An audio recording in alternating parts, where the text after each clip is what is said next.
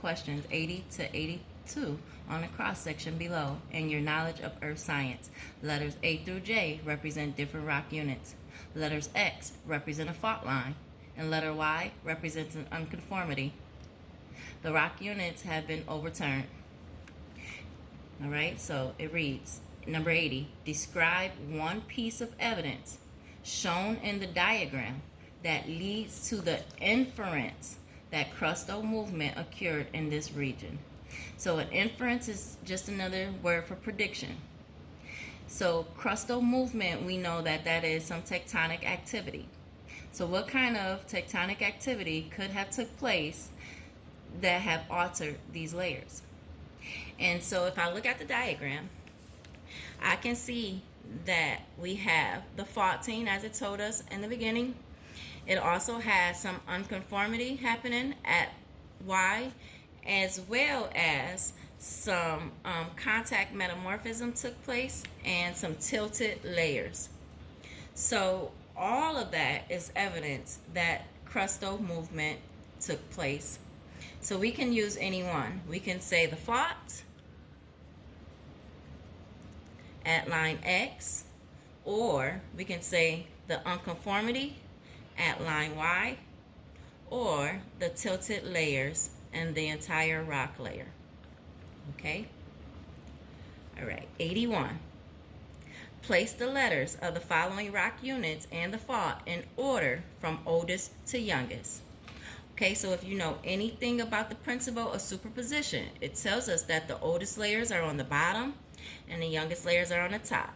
So if I want to order C, D, E, and fault X, the first thing I'm going to do is look and see which layers were originally deposited horizontally before they were tilted, because those are still going to be my oldest layers.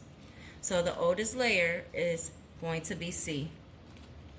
Then after C took place, I can see that the fault came through because the fault is sitting under letter E. So the next one will be the fault X.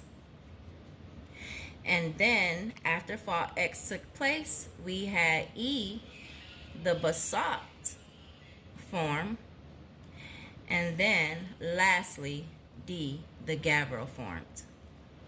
Okay? So pretty simple. You just have to know your orders from oldest to youngest. Your law of superposition and your law of cross-cutting concepts will assist you with this type of question. Okay, number 82. Rock unit G formed during the late Cambrian period. Rock unit J formed during the early Ordovician. So I'm going to underline Cambrian and I'm going to underline Ordovician. And then it says, identify the name of one New York State index fossil that could possibly be found in rock unit H. So we know that G is Cambrian. We know that J is Ordovician. Okay, so what is H? Now, as I can see, we had some shell and some conglomerate, and then this one in the middle, it looks like siltstone. If we're not sure about what kind of rocks they are, we can come to our earth science reference table and we can use our rock cycle infographic, which is on page 14 of the reference table.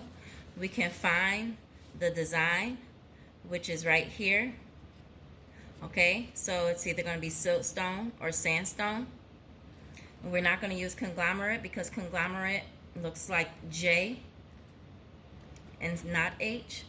Okay, so since we know H is siltstone or sandstone, now we can use our New York State bedrock map to find shell and sandstones and siltstones, and I can see that these take place